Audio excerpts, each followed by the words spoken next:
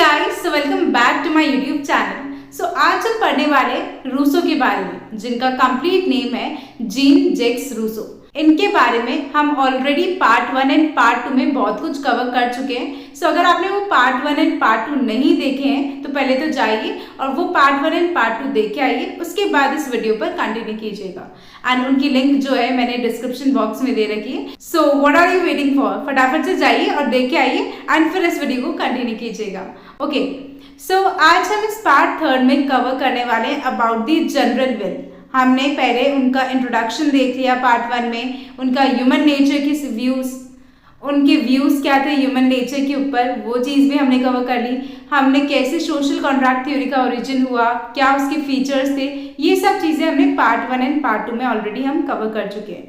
सो आज हम basically cover करने वाले हैं जनरल विल के बारे में। Okay, so without wasting any more time let's get into that. So जैसे कि हमने लास्ट वीडियो में देखा था, दैट मीन्स जैसे कि हमने पार्ट 2 में देखा था कि लोगों के बीच में जो है एक सोशल कॉन्ट्रैक्ट साइन हुआ था between the people as individuals भी और एज अ कम्युनिटी भी एक सोशल कॉन्ट्रैक्ट साइन हुआ था। अगर याद हो तो ये चीज़ एकदम लास्ट में आई थी जब हमने बताया था कि इंडिविजुअल के बीच में भी एज वेल एज इंडिविजुअल और कम्युनिटी के बीच में भी एक सोशल कॉन्ट्रैक्ट साइन हुआ है। ओके, सो ये चीज़ हमने पार्ट 2 में कवर कर ली थी। तो वो जो सोशल कॉन्ट्रैक्ट साइन हुआ था between the people as individuals and between individuals and community के बीच में जो सोशल कॉन्ट्रैक्ट साइन हुआ था, वहां पे इंडिविजुअल्स ने क्या करा, अपने जितने भी पावर्स और राइट्स है वो किसको सरेंडर कर दिए, मतलब वो किसको दे दिए, जनरल विल को, जो कि क्या होगी, सोवरेन होगी।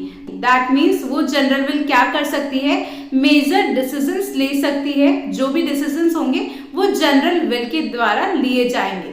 अब ये जनरल विल क्या होती है ये चीज हम समझेंगे। दैट मीन्स जो जनरल विल बोलेगी वो ही डिसीजंस लिए जाएंगे। सो जनरल विल को समझने के लिए सबसे इंपॉर्टेंट है हमारे लिए दो टर्म्स को समझना, that is actual will and real will. Actual will और रियल विल क्या होती है, अगर हमको वो समझ में आ गया दैट मीन्स हमको जनरल विल भी समझ में आ जाएगी। तो एक्चुअल विल क्या होती है, तो एक्चुअल विल वो विल है, वो इच्छा है जो कि कैसी होती है, सेल्फिश होती है। वहां पे इंडिविजुअल केवल खुद का सोचता है, सबका नहीं सोच के चलता है। इरेशनल होती है वो, ठीक है, और वो केवल एक ही कॉन्सेप्ट के ऊपर बेस्ड होती है, that is I and me, जहां पे केवल खुद का सोचा जाता है, सबका साथ में कंसिडर नहीं किया जाता, सबको साथ में लेके नहीं चला जाता। ठीक है, तो ये कैसी है, कहीं ना कहीं एक एंटी सोशल और इंडिविजुअलिस्टिक विल है, मतलब वो सोशली सबको इंक्लूड नहीं करती है एंड कहीं ना कहीं केवल इंडिविजुअल को, अकेले को इंक्लूड करती है। So it is a anti social and individualistic will. And इस विल के अंदर जो इंडिविजुअल होता है वो केवल और केवल खुद का सोचता है। तो ये तो होती है एक्चुअल विल।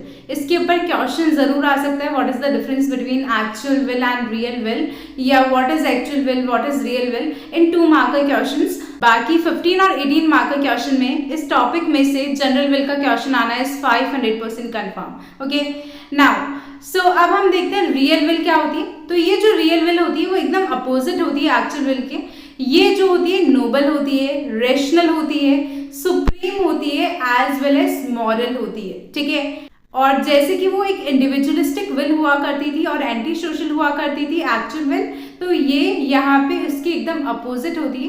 दैट मीन्स ये कैसी विल है, रियल विल एक सोशल विल है, as well as collective will है, मतलब सबको साथ में लेके चलती है। इस रियल विल के अंदर इंडिविजुअल केवल अपना नहीं सोचता, इंडिविजुअल सबकी वेलबींग का सोचता है, सबका भला हो वो चीज सोचता है। तो हर एक इंडिविजुअल सबकी वेलबींग को इक्वली इंपॉर्टेंस देता है under the real will. Okay, so कहीं ना कहीं ये रैशनल है, नोबल है, मॉरल है, social as well as collective will है, और ये आई और मी की कॉन्सेप्ट पे बिल्कुल भी नहीं है। यहाँ पे कलेक्टिवली सोचा जाता है, वेलबींग ऑफ ऑल जो है उसको कंसिडर किया जाता है, मतलब सभी की वेलबींग, मतलब सभी की भलाई हो, उस चीज को कंसिडर किया जाता है। ओके, रियल विल के अंदर लोग जो है एक दूसरे के बारे में सोचते हैं, एक दूसरे के वेलफेयर के बारे में सोचते हैं, एक दूसरे की भलाई के बारे में सोचते हैं। एंड ये जो है एक परमानेंट विल है और इसको क्या कर देना चाहिए, इसको बेसिस बना देना चाहिए। जितने भी डिसीजंस लिए जाएंगे वो रियल विल के बेसिस पे लिए जाने चाहिए,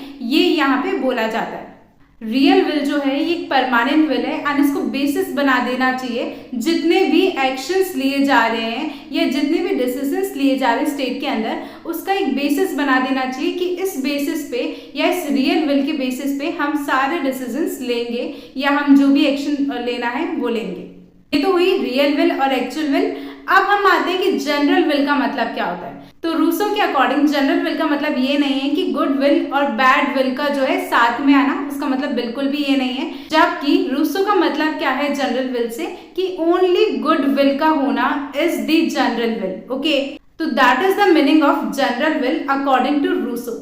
और ये जो जनरल विल होनी चाहिए वो कैसी विल होनी चाहिए? नोबल विल होनी चाहिए, जो कि किस पे बेस्ड हो? डिस्कशंस पे, कॉन्शियसनेस पे, इस पे बेस्ड हो। मतलब सब आपस में डिस्कस करें, कोई भी इंडिविजुअल अकेला डिसीजन ना ले, सब डिस्कस करके अपने कॉन्शियसनेस के साथ जो है डिसीजन ले, तो उस पे बेस्ड होनी चाहिए जनरल विल।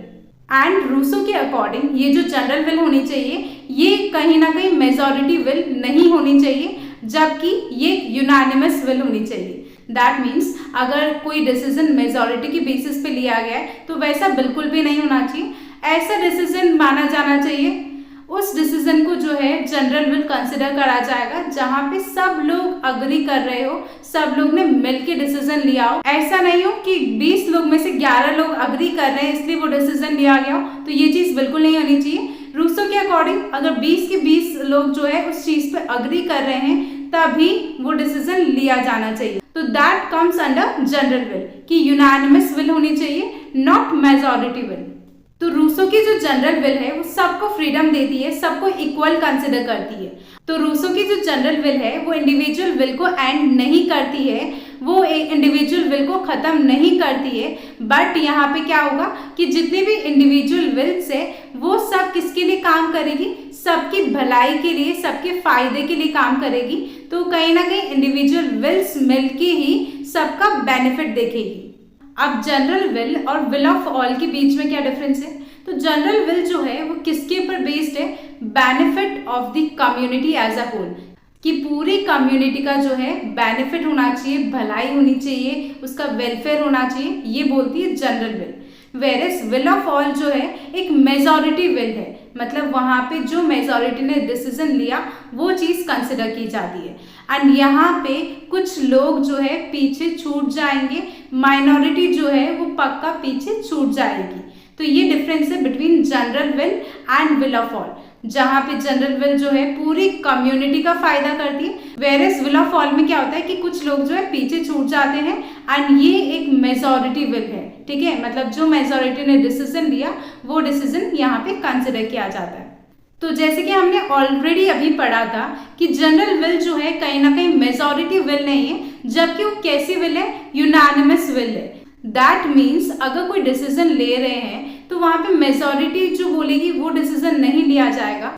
अगर सब लोग उस डिसीजन के लिए अग्री कर रहे हैं तभी वो डिसीजन लिया जाएगा। ठीक है, ये बोलना था रूसो का।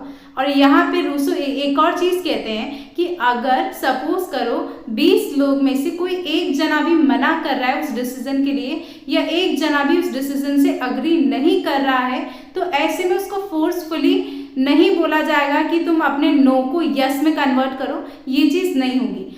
केवल उसको समझाया जा सकता है कि तुम अपने यस को नो में या नो को यस में करो, वो चीज के लिए समझाया जा सकता है। बट अगर वो सपोज मना कर देता है कि नहीं मैं तो इस डिसीजन से अग्री नहीं करता हूँ, तो यहाँ पे एक बहुत बड़ा क्रिटिसिज्म आता है रूसो की जनरल विल का, कि अगर वो मना कर देता है उस डिसीजन को लेने से तो यहाँ पे जितने भी 19 लोग जो हाँ कर रहे थे उनकी बात नहीं रहेगी। तो नाउ अब क्या फीचर्स है जनरल विल के वो हम डिस्कस कर लेते हैं कि ये जो हमारी जनरल विल है वो रेशनल है और किस पे बेस्ड है? यूनिटी पे बेस्ड है। मतलब अगर सब मिलके अगर एक डिसीजन लेते हैं तो ही वो डिसीजन लिया जाएगा।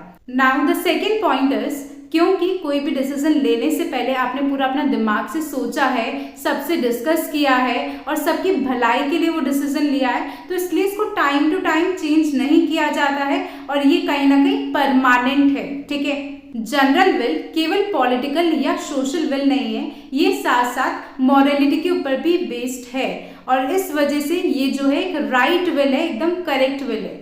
जनरल विल जो है ये एक ह्यूमन बीइंग नहीं है, ये कोई मोनार्क नहीं है जिसके पास सारी पावर्स है, वेरस ये केवल एक विल है जो कि किसके पास है, कम्युनिटी के पास है, मतलब कम्युनिटी के पास पूरी पावर्स है। तो यहाँ पे कम्युनिटी जो है किसी भी इंडिविजुअल को या ऑर्गेनाइजेशन को जो है ट्रांसफर नहीं कर सकती अपनी पावर्स या अपनी डिसीजन मेकिंग पावर्स ट्रांसफर नहीं कर सकती। तो इसलिए हम बोलेंगे ये नॉन ट्रांसफरेबल है और इनएलिएनेबल है, और ये कोई ऐसी चीज भी नहीं है जो कोई और रिप्रेजेंट कर सके, तो इस वजह से ये अनरिप्रेजेंटेबल है। और ये किसके ऊपर बेस्ड है, जैसे कि हम कब से बोलते हुए आ रहे हैं, ये इक्वालिटी के ऊपर बेस्ड है और ये परफेक्ट यूनानिमिटी के ऊपर बेस्ड है।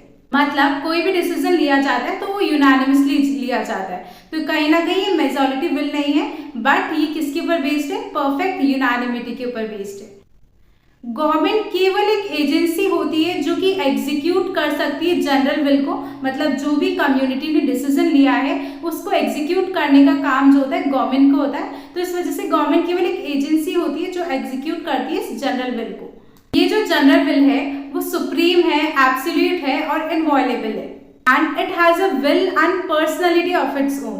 तो ये सब जो है फीचर्स है जनरल विल के, जहाँ पे हमने बोला ये रेशनल है, ये इसको कोई और रिप्रेजेंट नहीं कर सकता, ये इक्वालिटी के ऊपर बेस्ड है, ये परफेक्ट यूनानिमिटी के ऊपर बेस्ड है, ये नॉन ट्रांसफरेबल है, ये मॉरलिटी के ऊपर भी बेस्ड है, ये केवल पॉलिटिकल और सोशल विल नहीं है। तो ये सारे जो है फीचर्स है जनरल विल के जो अभी हमने डिस्कस करे। एंड ये जो टॉपिक है रूसो के अंदर, स्पेशली जो जनरल विल का टॉपिक है, it is very very important. So please इसको एक बार अच्छे से कर लेना एग्जाम में जाने से पहले। ये स्पेशली फीचर्स जरूर लर्न कर लेना, इस पे क्वेश्चन पक्का आएगा that what are the features of general will या what do you understand by general will. थोड़ा सा मे बी टर्न या ट्विस्ट करके क्वेश्चन आ सकता है, थोड़ा सा मे बी क्वेश्चन को घुमा दे, बट आपको जनरल विल का अगर क्वेश्चन आए तो पार्ट 3 में मैंने जितना भी कवर किया आपको वो सब कवर करना पड़ेगा। दैट मीन्स पहले आपको एक्चुअल और रियल विल के बारे में भी थोड़ा सा लिखना पड़ेगा जितना मैंने इसमें लिख रखा है। उसके बाद आपको ये जो सेलिएंट फीचर्स है जनरल विल के ये आपको डिस्क्राइब करने पड़ेंगे। सो नाउ अब हम देखते हैं the critical evaluation of general will. So जो क्रिटिक्स है उन्होंने कुछ क्रिटिसिजम्स दिए हैं जनरल विल के, तो वो क्रिटिसिजम्स क्या है वो चीज अब हम देखते हैं। तो द फर्स्ट क्रिटिसिज्म इज कि हमारे जो क्रिटिक्स है वो ये बोलते हैं कि रूसो ने जो रियल विल और एक्चुअल विल के बारे में बताया है उसके बीच में डिस्टिंग्विश करना इज वेरी डिफिकल्ट। एंड ऐसे ही सेकेंड पॉइंट आता है हमारा कि वैसे ही जनरल विल और विल ऑफ ऑल के बीच में डिस्टिंग्विश करना भी बहुत डिफिकल्ट है। जिस तरीके से रूसो ने बताया इनमें डिस्टिंग्विश करना इज वेरी डिफिकल्ट। एंड जैसे कि रूसो ने बोला था कि जनरल विल जो है परफेक्ट यूनानिमिटी के ऊपर बेस्ड है, तो यहाँ पे किसी भी डिसीजन लेने के लिए यूनानिमिटी के ऊपर पहुंचना बहुत मुश्किल रहेगा, क्योंकि ऐसा हो सकता है अगर 100 पीपल में से एक ने भी मना कर दिया तो वो डिसीजन लिया ही नहीं जाएगा। तो it is very difficult to reach unanimity. तो ये भी हमारे क्रिटिक्स ने जो है क्रिटिसिज्म दिया है about the general will. So the next criticism is कि इंडिविजुअल की विल को एसेंशियल्स और नॉन एसेंशियल्स में डिवाइड करना इज वेरी डिफिकल्ट, ये हमारे क्रिटिक्स बोलते हैं। तो जैसा कि रूसो ने जनरल विल को एब्सोल्यूट बना दिया तो यहाँ पे चांसेस है डिक्टेटरशिप की। So these are the criticisms of general will. I hope आपको ये टॉपिक क्लियर हुआ होगा। And again I am saying that this is the very important topic. So अगर आपके एग्जाम्स आने वाले हैं तो प्लीज इस टॉपिक को अच्छे से पढ़ के जाइएगा, because it is one of the most important topic in Rousseau specifically. So या अगर आपको कोई भी क्वेरीज है या कोई भी डाउट्स है किसी भी टॉपिक में या किसी भी पॉइंट में, then I am there for you. आप मुझे कमेंट सेक्शन में कमेंट करके बता सकते हैं that what are your queries और what are your doubts, and I am always there to reply. And अगर आपको वीडियो अच्छा लगा हो या आपके कुछ भी कॉन्सेप्ट्स क्लियर हुए या कुछ भी थोड़ा बहुत भी समझ में आया हो तो प्लीज एक लाइक जरूर कीजिएगा। एक लाइक में कुछ नहीं जाता है, okay. And don't forget to subscribe to my YouTube channel and press that bell icon to get notified, okay. So या बाय बाय, टेक केयर।